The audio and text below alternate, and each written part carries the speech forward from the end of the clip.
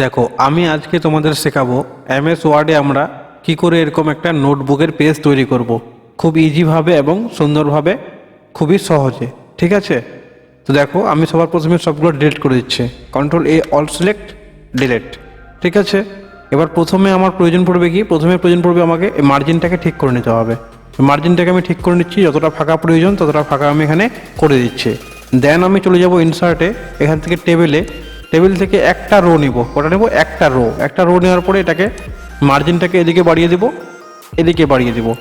রোটাকে একটু হাইটটাকে অ্যাডজাস্ট করে নেব। দেন মাঝখানে ক্লিক করে ট্যাব চেপে যাব যতক্ষণ না গোটা পেজ ভর্তি হয়। হয়ে গেছে। এবার প্রয়োজন পড়বে আমার হচ্ছে মার্জিনটা কি করে আনবো, ইনসার্টে যাব, শেপে যাব, এখান থেকে লাইন টুল নিব। ঠিক আছে, আর লাইন টুলটা এখান থেকে নিয়ে শিপ চেপে টানবো, তাহলে কি হবে, লাইন টুলটা বাঁকা হবে না।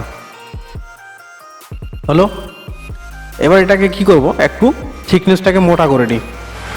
ওয়েট, থিকনেসটা মোটা হয়ে গেল, কালারটাকে রেড করে নিলাম। হয়ে গেছে। এবার কি করব, কন্ট্রোল ডি চাপবো, তার ডুপ্লিকেট হয়ে গেল, পাশাপাশি এটাকে রেখে দেবো। Then complete. ঠিক আছে, এবার কি হচ্ছে, ওপরে আমাকে মার্জিন নিতে হবে। স্যাম একইভাবে ইনসার্টে যাব, এখান থেকে লাইন নিব, শিপ চেপে টানবো, তাহলে বাঁকা হবে না। হয়ে গেল।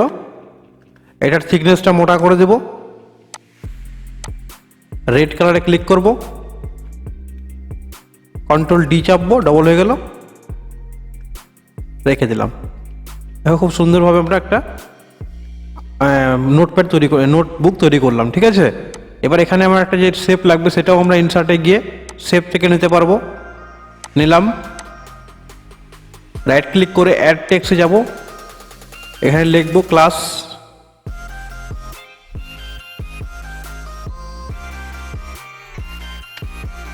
হচ্ছে ডেট। কন্ট্রোল এ চাপবো, লাইন ব্রেক থেকে কমিয়ে দেবো গ্যাপটাকে, দেন একটু বোল্ড করে সাইজটা বাড়িয়ে দেবো, কালারগুলো রেড করে দেবো, শেপটার আউটলাইনের কালারটা রেড করে দেবো।